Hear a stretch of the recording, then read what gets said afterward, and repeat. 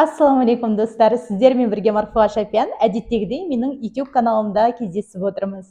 Достар, мен өзіме мынандай бір челлендж жасап жатырмын, яғни күнде сіздермен өзімнің үйренген жаңа нәрсем болса, немесе жаңа бір түйген ойым болса, соны бөлісемін деп шештім. Осы қараша айы бойы күнделікті видео шығып тұрады, Алла қаласа. Ал бүгін сіздерге жалпы ризық келуін егер қатты қаласаңыздар, қандай да бір ризықтың келуін күтіп жүрген болсаңыздар, оны қалай тезірек келтірудің жолын айтып бермекшімін. Адам егер ризықтың қатты келуін қаласа, әрине бірінші кезекте ол әрекет ету керек. Ал екінші кезекте менің ең негізгі мән беріп айтқым келіп тұрған нәрсе, өзіңіз қалайтын ризықтың басқа да бір қалап жүрген адамдар болса, сол ризықты сол адамдарға көмектесуіңіз қажет екен. Мысалы, ризық дегеннің өзі жалпы не нәрсе? Ризық деген ол тек қана біздің ақшамыз ғана емес, біз қалайтын ақша ғана емес, ол үй де болуы мүмкін, ол білім де болуы мүмкін, ол көлік те болуы мүмкін, ол тіпті біздің денсаулығымыз да болуы мүмкін. Ризықтың аясы өте кең.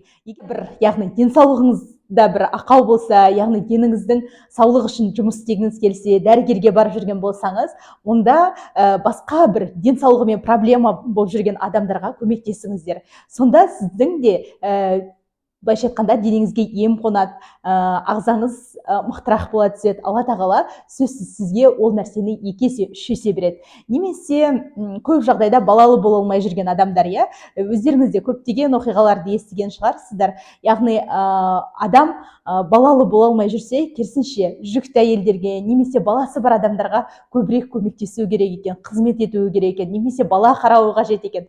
Сонда бізде қазақта да айтады ғой, адам андай мейірленгеннен балалы болды, балаға қарағаннан деп. Ол жерде Алла тағаланың былай шынайы адамның ықыласын көргеннен кейін сол адамға артығымен береді екен. Тіпті бір оқиға болған екен.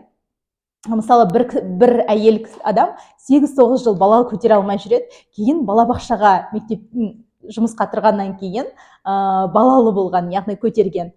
Міне сондай да бір ризықты жақындатудың жолы бар. Немесе мен өзіме мынандай бір оқиғаны түйіп алдым.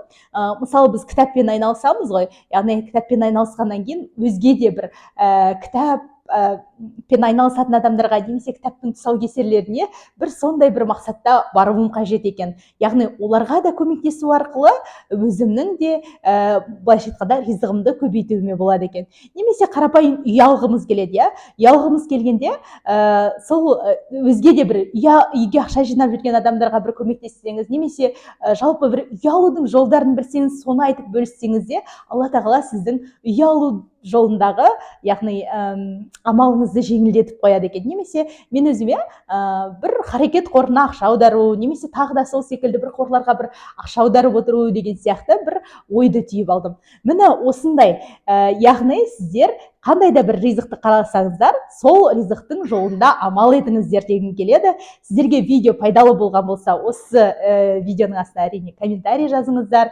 Сіздердің ойларыңыз қалай, оны да білгім келеді. Ол туралы да бөлісіңіздер. Бұл формат сіздерге ұнай ма? Жалпы ол туралы да пікірлеріңізді естігім келеді. Каналыма жазылыңыздар, лайк басыңыздар. Келесі кездескенше аман сау болыңыздар.